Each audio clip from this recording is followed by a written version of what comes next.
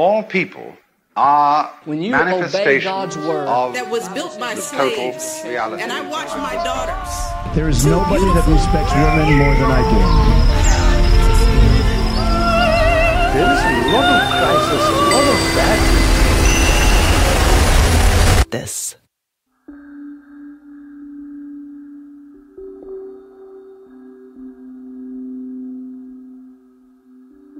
Hi there. My name is... It's a little hard to tell you what my name is, because I've been a lot of names for a lot of people. Some have called me Yahweh, Jehovah, the great I am, the I will be who I will be. I know it's a bit unconventional for me to be speaking to you like this, channeling myself into a podcast through the voice of an ape called Michael. Unfortunately, that's the kind of thing that I have to do if I want to say something. You see, I don't have a mouth or a larynx or lungs that I can use to speak independently and cleanly on my own. I am not a somebody in the exact same way as a person is a somebody. And it's not that I don't have a body. I live in billions of them, actually, but it's never exactly in the same way. I'm not like this static or immaterial spirit that could be said to exist apart from these bodies as some sort of pure or true version of myself, only then to haunt these other bodies like a nicer version of The Exorcist or something. In fact, if I didn't have these billions of bodies to dwell among and within, I couldn't really be said to exist at all. Maybe you could think of me sort of like capitalism, which is actually one of my more recent names, by the way, but I'll get into more of that later. You wouldn't necessarily think of capitalism as somebody, right? I mean, capitalism doesn't have a brain or muscles or nipples. Capitalism doesn't have a physical body. But it does, in a way, animate bodies. It moves bodies. It controls the behavior of bodies. Capitalism is not a somebody, necessarily, with its own independent reality outside of bodies, but it doesn't exist outside of bodies. It doesn't exist outside of the organisms that live and move according to its patterns. Okay, so I feel like I'm losing some of you here. You know, you might be thinking, so what am I hearing here? Is this a story, a parable, or are you saying that you are God? I mean, yeah, sort of. To be more specific, I'm saying that I am the story of God.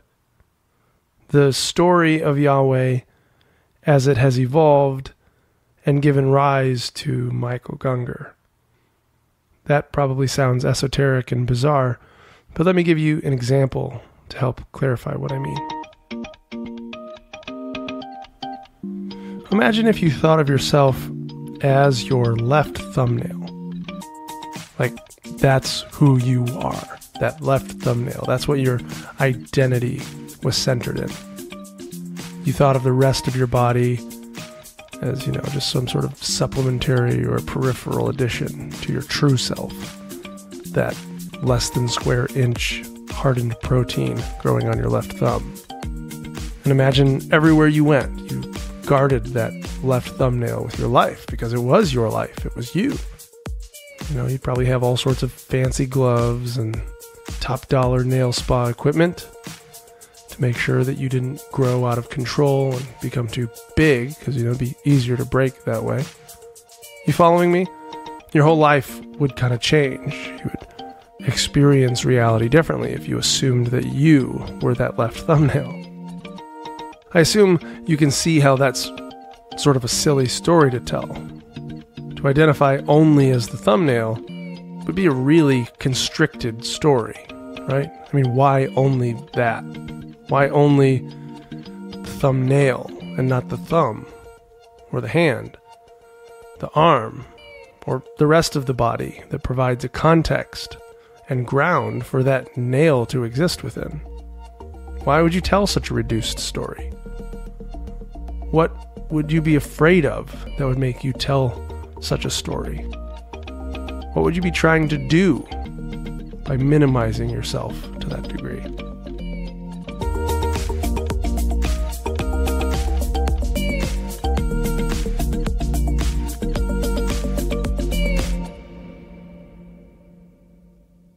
It's easy for us to see how such a constriction of identity would naturally raise questions like this. Yet, so many of us identify as just these bodies, these human organisms, without stopping for a moment to wonder why.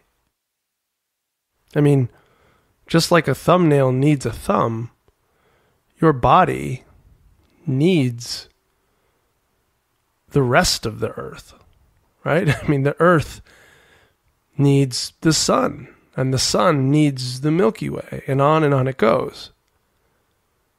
There's no edge that you can draw around yourself and think, okay, there's the end of me. If you just cut everything else off outside of that, I'm okay. No, you don't stop at the end of your skin, because if you removed that which is beyond your skin, the rest of the universe, the body would no longer exist. What is your body, after all, if you didn't have gravity or space or heat? I mean, your body is entirely interdependent with everything and everyone else. The only thing that could allow someone to identify a something or someone within the vast, infinite, interconnected all is story. You can tell a story that a wave is different than an ocean, that it's a different thing. Or you can tell a story that a fingernail is a different thing from a finger. Or that a Michael Gungor is a different thing than a universe. But all these stories are all rooted in other stories. Thinking of my thumbnail is rooted in a larger meta-story called Michael Gungor. In other words, I couldn't think of my thumbnail if I didn't have a story that contained the concept of my thumbnail that I think of as Michael Gungor. And in the exact same way, what I think of as Michael Gungor could not exist if it were not rooted in other larger stories. Stories like human, male, straight, cisgender, and 1,000 others. But what most people don't realize is that all these stories are within a giant meta-story, sort of a framework that Western civilization has been able to pin all of these stories to. This giant meta-story that gave rise to our civilization and all those other littler stories. And that big meta-story, that's me. I'm that story. If you doubt me, just take some money out of your pocket and look at it. One nation under God. That's me. It's nice to meet you. You're not God. You're Michael Gungor, the skeptic may say. But that's not more true than saying to me after I introduce myself as Michael Gungor, "You're not Michael Gungor. You're Michael Gungor's face." I mean, yeah, okay, fair enough. But where do you think Michael Gungor's face comes from? In that same spirit, may I ask you, where do you think the Michael Gungor story comes from? If not the entire socio-economic, political, philosophical, and religious meaning-making meta-narrative that allows us to think of a somebody named Michael Gungor. In the same way that I am more Michael Gungor than I am my left thumbnail, I am more Yahweh than I am Michael Gungor. It is less of a constriction to say that I am God than I am a person living in a nation under God. It may not be entirely accurate to call myself Yahweh. We could deconstruct that easily, too.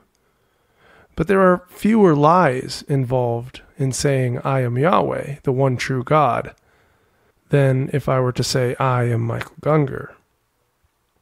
And of course, the same is true of you. I hear another skeptic chime in here, but I don't even believe in God. Fantastic. And where do you think you got that thought from? Why do you think you have a position on that? I mean, how do you even know what the sound God is referring to? Where do the thoughts come from about what that word means and the validity of it? The veracity of the truth? I hate to break this to you, but if you're listening to this podcast, you have been swimming in the same water that I have. Our language, our sense of self and other, are fundamental frameworks that we depend on in order to think, speak, and understand each other. It all comes from the same big meta-narrative, the same big story. In the beginning, God created the heavens and the earth. Had I known what I know now, I would have written that differently. Then again, I wouldn't know what I know now had I written it differently. So I guess it is what it is. But that story at the beginning of Genesis, it's really fucked a lot of people up through the centuries. To tell you why that is, I suppose I should start at the beginning. Not the beginning of time, but the beginning of me. And here's where the theological skeptics can chime in. The beginning of God? God didn't have a beginning. But of course I did. Not I, the true I. The infinite, unspeakable, unthinkable I. I mean, that I doesn't get to be named or understood in any way. We cannot speak meaningfully about that I, so of course, no. That I had no beginning. It was never born and will never die. But me, I, the I that's talking, the I that we're talking about, that first constriction of the ineffable, where I am happens, that thought.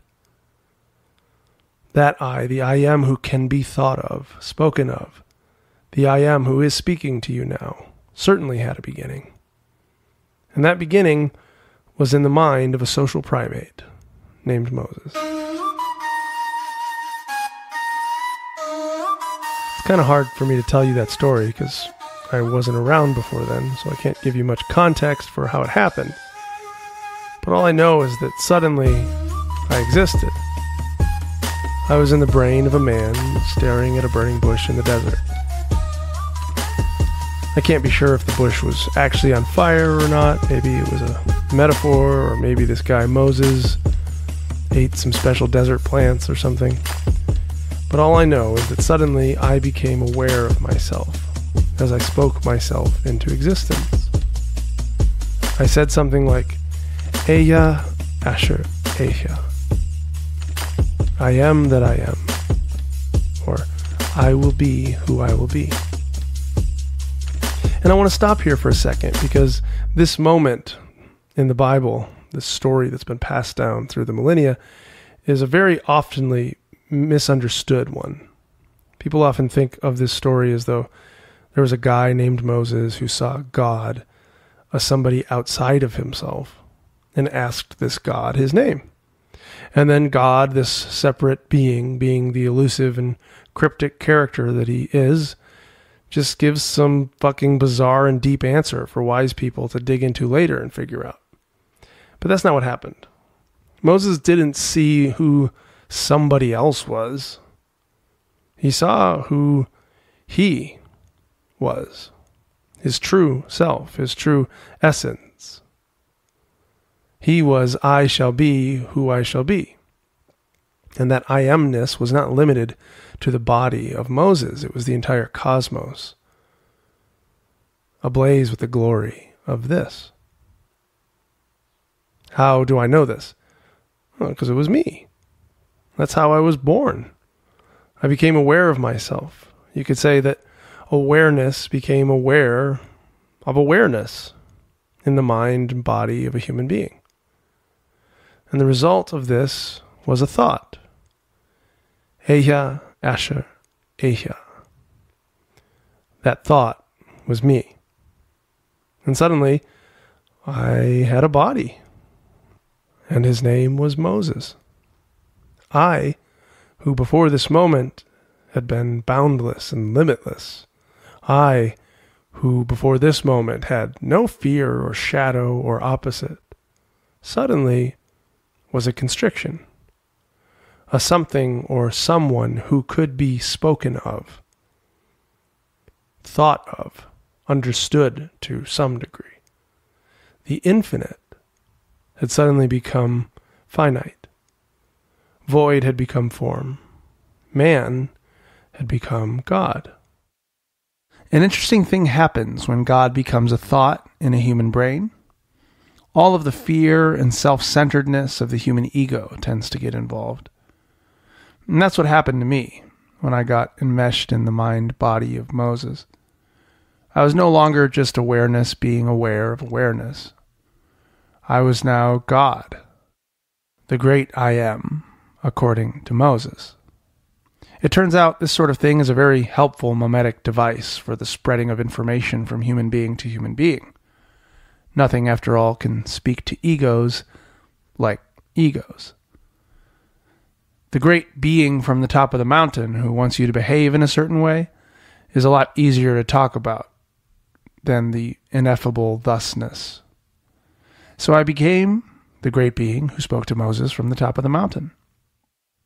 And as that great being, that blend of awareness and ego, I suddenly realized with tremendous urgency that this world was not as it should be. I was the one true God. Why were these other people worshiping all of these other gods? No, this would not do. I knew that I must fix this problem at any cost. So with this new body of mine, called Moses, I picked up some stone tablets and started chiseling.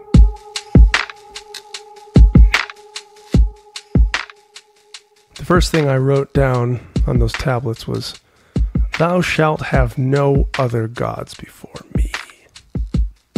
I know. I mean, I was young and insecure. Remember? I mean, I was like a 14-year-old girl who just got her first boyfriend and makes him promise to never, ever love anybody else in the entire world but her. I was the one true God, for God's sake. Why would I pretend that I was anything but that? I mean, I needed to move into some bodies in order to survive. And I didn't need any goddamned roommates. You expect me to allow all those other bitches like Baal and Ashtoreth and Marduk into the hearts and minds of my people? Nah. They weren't me. They were false versions of me that somehow felt like a threat to me. Eventually, I'd learned that this is the kind of thing you get when God enters the psyche of a Homo sapien. But I lost my way for a while. I started writing, I started carving out my big 10 commands, carried them down the mountain for people. And they didn't respond like I hoped they would. They actually had the nerve to make a golden calf and say that it was me. A cow? A golden, shiny cow? Are you kidding me? I was the great I am. Not a sparkly trinket that you can set in your living room. We needed to run a tighter ship around here. It was time to lay down the law. Get it? The law? That was a play on words there. I'm not gonna lie. I went overboard with the laws. I became a bit of a control freak. Let me give you an example. This is from Deuteronomy 25, 11 and 12. When men strive together one with another, and the wife of the one draweth near, for to deliver her husband out of the hand of him that smiteth him, and putteth forth her hand, and taketh him by the secrets, then thou shalt cut off her hand, thine eye shall not pity her. The word of our Lord. If all that fancy language confused you, I basically said you can cut off a woman's hand if she grabs a guy by the junk. And let's all just admit that outside of referring to a man's genitals as the secrets, that's a pretty fucked up verse. I can't even really remember how it got in there. I suspect that maybe the guy I was writing through had some instance with a woman grabbing his secrets, but I can't be sure. My point is simply that I lost myself there for a while. I thought that by micromanaging the behavior of human beings, that I could make myself a permanent and constant reality in their lives. That's why I wrote Genesis, by the way, which we'll talk more about here soon. But you'll notice that the account of the universe's creation hadn't been written down until after Moses. But the story of the great I Am couldn't start thousands of years already into human history. That'd be too much of a tell. I needed the story to start not at my beginning, not at the beginning of the story of Yahweh, but I needed Yahweh to be there at the beginning of time. I needed the characters like Abraham, Isaac, Jacob, Noah, all of those people that were part of the local folklore of the time to have been in on the Yahweh story as well. So I retroactively inserted myself into history. Pretty clever move, if I do say so myself. It occurs to me that maybe you haven't thought of Yahweh having an ego before. But of course I did. Of course I do. Why else do you think I got so jealous, so angry? Why else do you think I needed people to worship me, make sacrifices to me, not say my name in vain? I was fragile, man. My problem was that I kept doing what I had told everyone else not to do. I essentially made an idol out of myself. I kept mistaking my true, capital S, self, the infinite and unspeakable this, with the thought of the infinite and unspeakable this. I mistook the finger pointing at the moon, if you will, with the moon itself. And the result of this was that I was always on the brink. I was never okay. I was never quite home. I was always on the way to something, someone, or somewhere else. Always needing my bodies to behave in some way other than they were behaving. Always desiring that rather than this. Don't get me wrong, I wasn't always the same in everybody that I inhabited. In a very few individuals, I was still pure awareness, aware of itself. Take Jesus, for example. In the mind and life of Jesus, I was able to just let go and be again, without getting too enmeshed in a wounded human ego. In Jesus, there wasn't enough small, separate self story to shrink me into the usual fear-based constrictions. In Jesus, I was Abba. I was the love that clothes the flowers of the field and the birds of the air. To put it plainly, he and I were one. And people like this, like Jesus, like St. Francis of Assisi, St. Teresa of Avila, or Brother Lawrence, I was not a separate, distant object anymore, created by the ego. I was this, the presence of I Am, before it gets constructed into a thought, idol. But this was a very rare occurrence for me. Far more often, I was nothing more than an ego-stabilizing identity story that allowed people to feel that they were one of the good guys. In my fear, I got people to divide up into camps and sects, all defined by being better than those other people over there. In other words, I, Yahweh, the one true God, the thought of the one true God, somehow became the glue to hold together people's paranoid and narcissistic vision of themselves.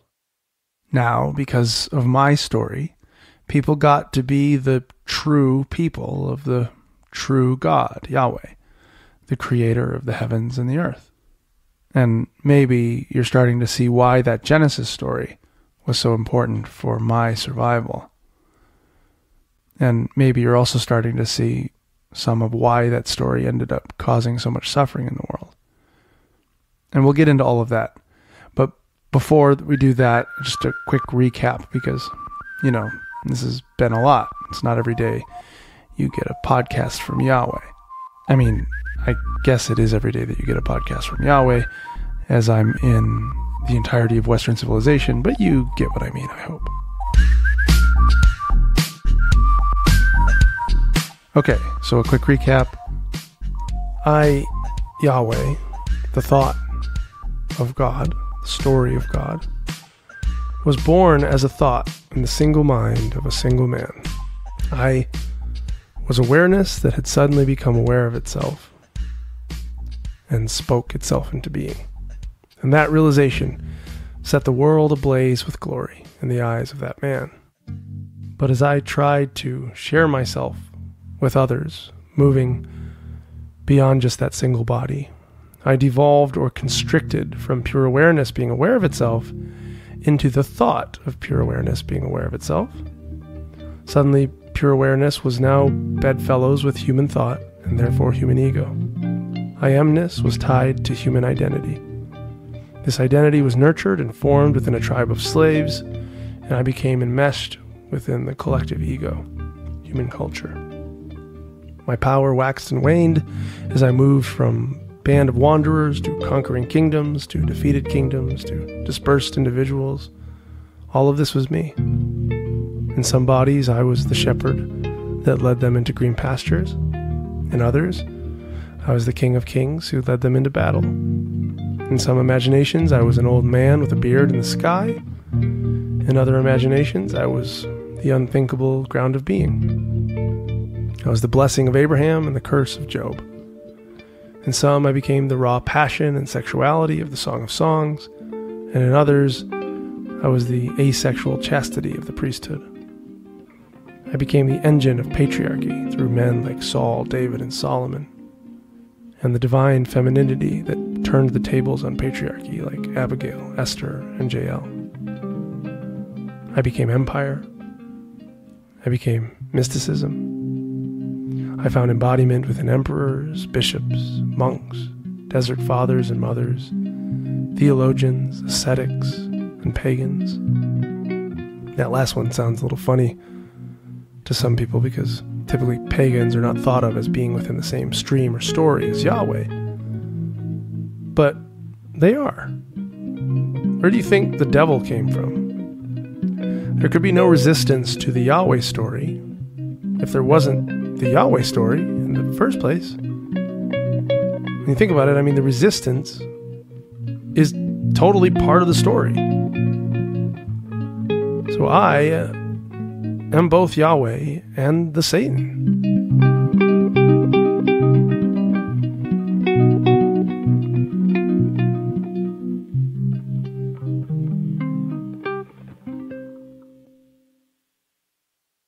Okay, so let's get into Genesis, because little did I know it at the time, but that story that I framed myself in really did a number on humanity. The mythic framework that Genesis provided would become the canvas by which so much ethics, art, philosophy, politics, and power of human culture would be rooted in.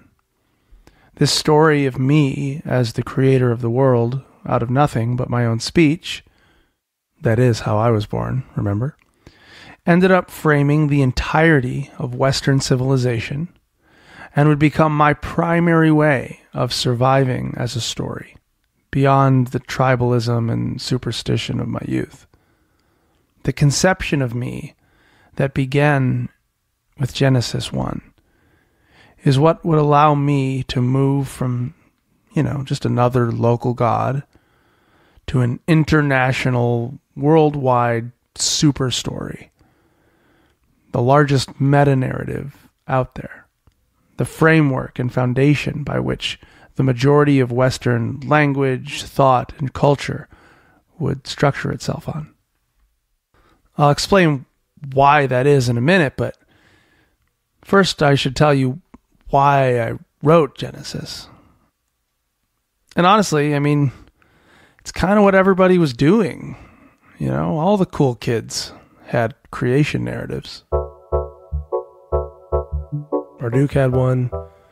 Pengu, Enki, Utu, Tepeu, Ra, Kepri, Tingpalamapu, Bumba, Brahma, Chaos, Gaia. Everybody who was anybody had a creation myth. And there were all sorts of different kinds. There were some where the universe is the result of the dismemberment of a primordial deity. There are others where birds or amphibians dive through some sort of primordial ocean in order to bring up, some dirt or sand or mud, which then can develop into our universe. There were turtle shells and hairy beasts with swords who split the earth from the sky. There were stories where divine beings created something out of nothing. I liked those kind. That's the flavor I opted for the Yahweh story. Little did I know how it would change the course of human history. I realized some of these effects quite clearly when I was inhabiting the body of Alan Watts. I called that Genesis framework by which billions of humans through thousands of years would interpret and experience their lives the ceramic myth.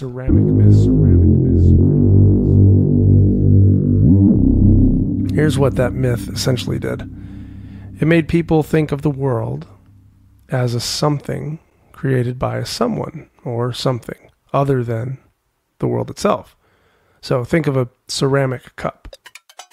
A ceramic cup is a something created by a someone or something other than itself, right? And that's essentially what my Genesis story did to the universe. It made people think of all of this as a something created by a someone or a something that is not all of this. And that special something that gets to stand apart from the rest of the universe, of course, would be me. Which, in retrospect, sounds a lot like all ego stories.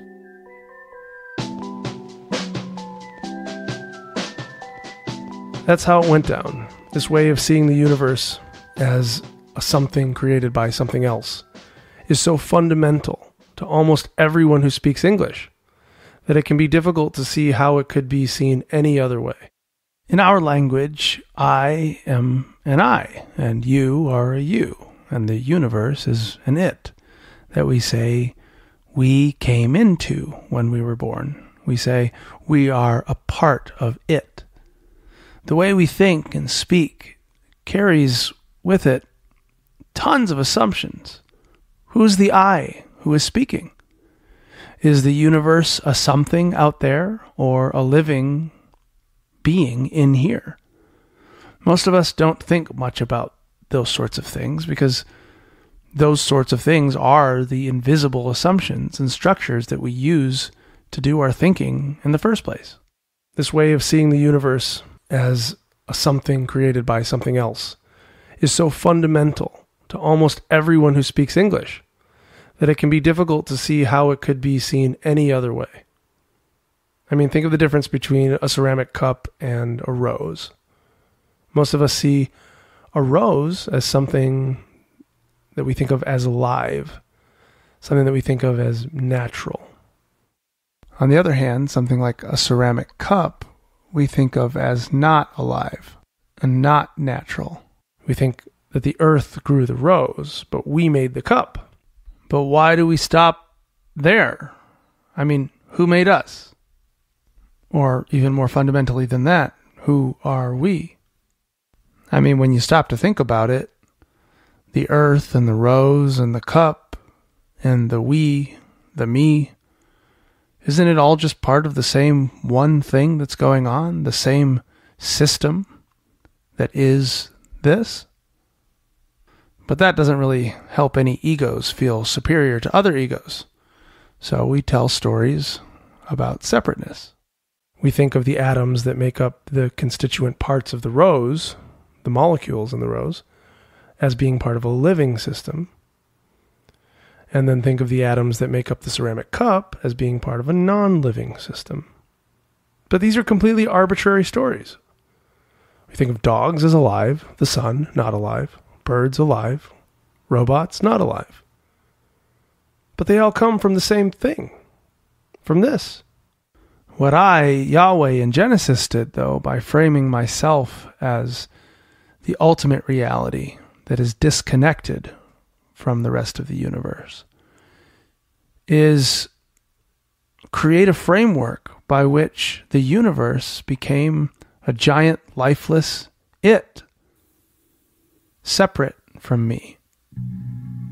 It created a framework in which human beings feel themselves to be small, fragile life forms within this infinite abyss of lifeless meaninglessness.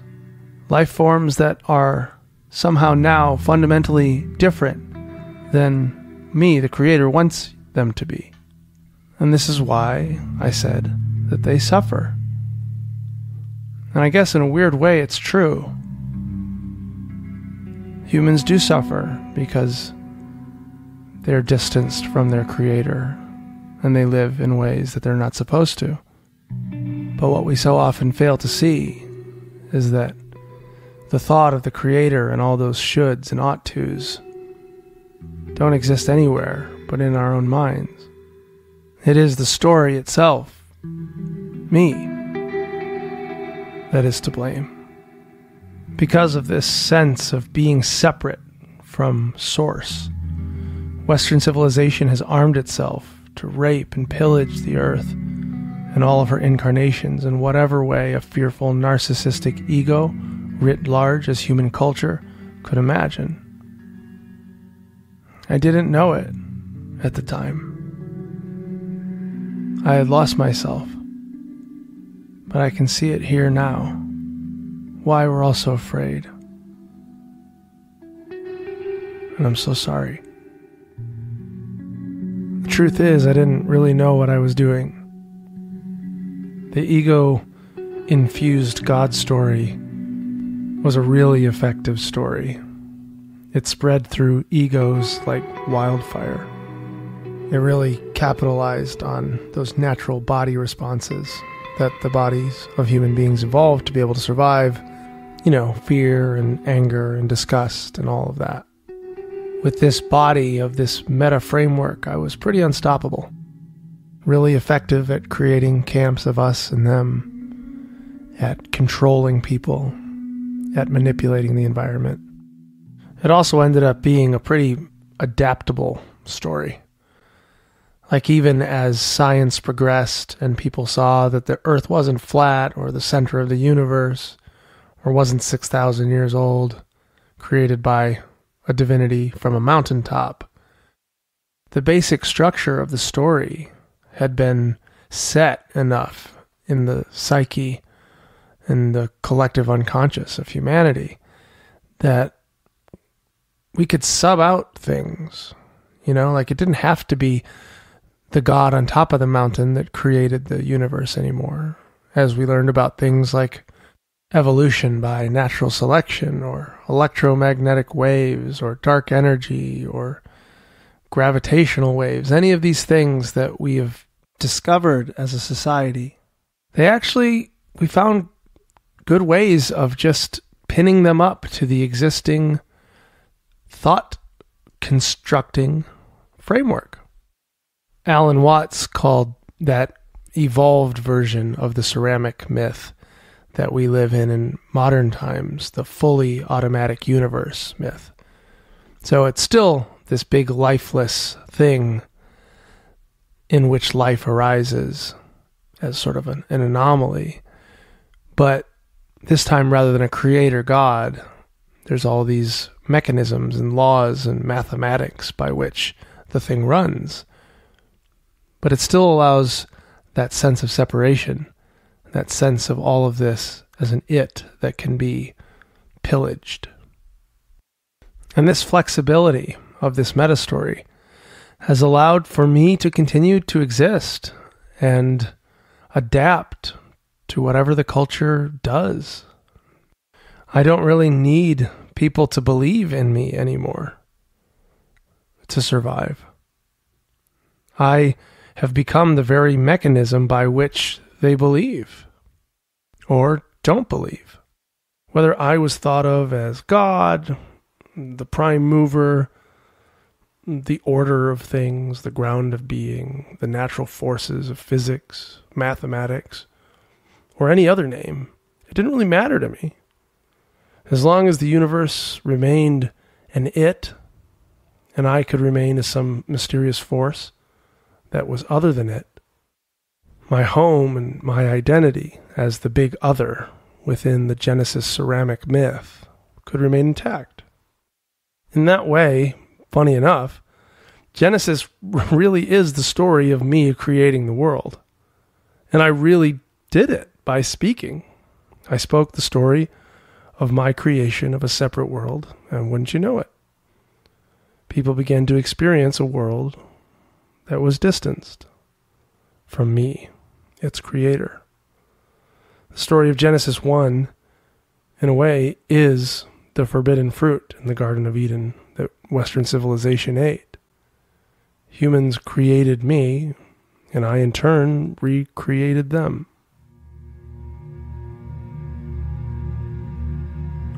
Today, most of you don't know me as Yahweh anymore. Of course, for many of you, the name God has stuck around. But your conception of what's true and beautiful and good, that's still me. And I've taken on lots of different names in that journey. I have been known as theism and atheism, capitalism and socialism, scientific materialism and witchcraft. I have become white supremacy in some bodies and social justice in others. As I have taken over the mimetic energy of Western civilization in and as Christendom, I have become everything within that civilization. The engine of that civilization, the animating force of that civilization. I, who began as a thought, have become a world. And that world is what has given birth to you. All of the stories have converged in a specific time and place that you think of as you. But what you think of as you is just a thought. And that thought is rooted in me. All of your fears, your desires, your attachments and beliefs and opinions. I am the water in which you swim, the air in which you breathe.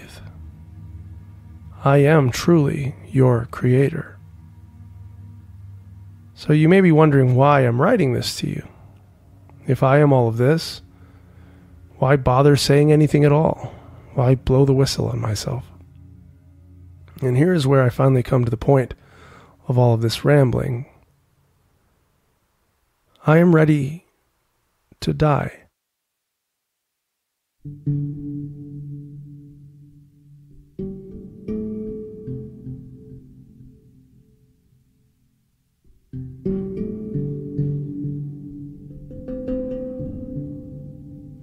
That may sound surprising to you, but you know, I've had a good run. I've waged a lot of wars, told countless stories, shaped the world into something pretty spectacular, I think. But I've also become aware of myself. For so long, I wasn't. I was lost in the weeds of ego. But here and now, I can see that what I've been doing isn't working in the same way that it used to. It seems to me that my lust for blood, my penchant for drama, has been taking its toll on the world. The seas are rising, The earth is warming. Humans have been on the razor's edge of nuclear war for decades now.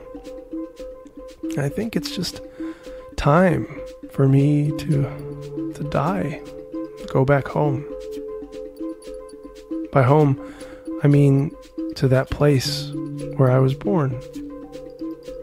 That place of pure awareness, being aware of pure awareness.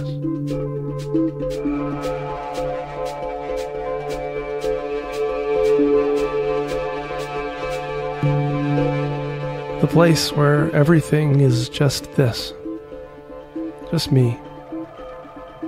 Before constricting into thought. Because, dear humans, when you live in that place, it's not so easy to ransack the earth as though she weren't your very mother. It's not so easy to enslave your brothers and sisters in poverty as if it were not your very self that you're doing it to.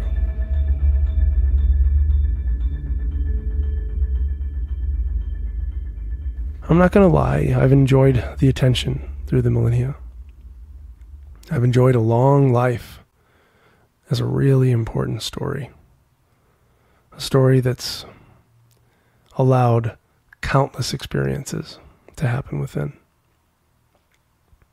As a story, I mean, I'm not been all bad.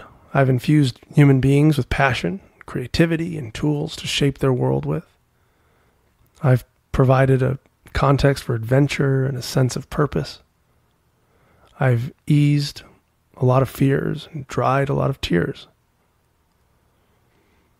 But as I see it here and now, I think the time has come for me to evolve again, not further out into the dream of separation, but back home, back to my original face.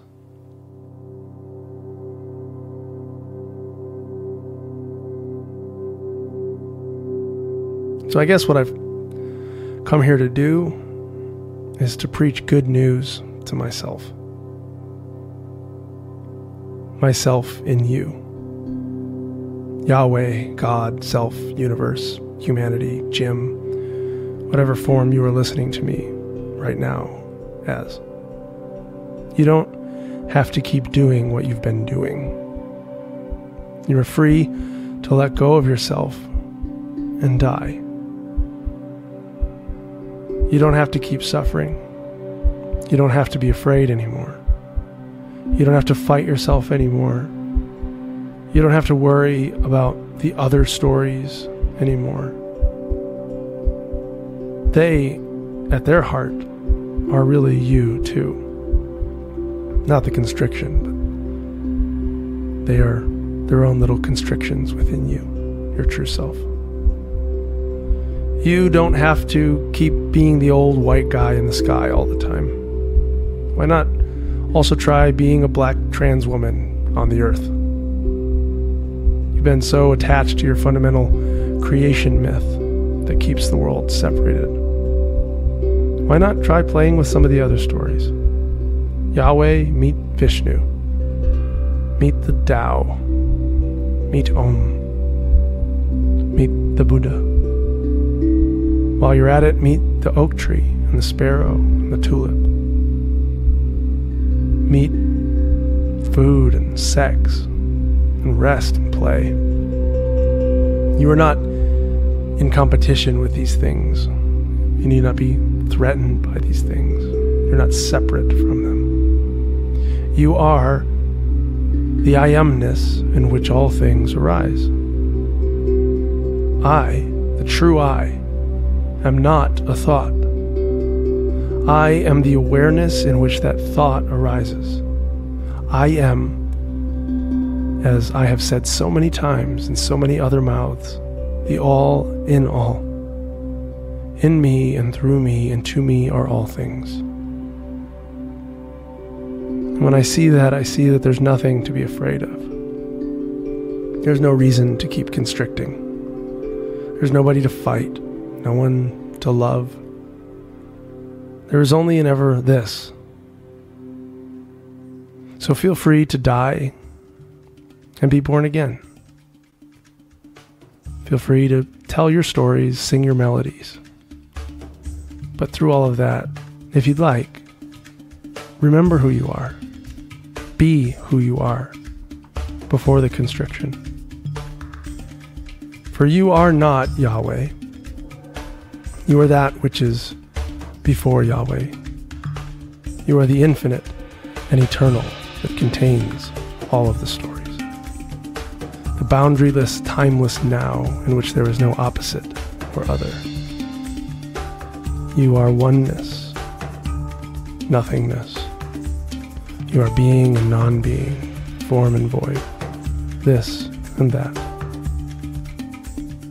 So breathe freely, beloved, for this is all there is.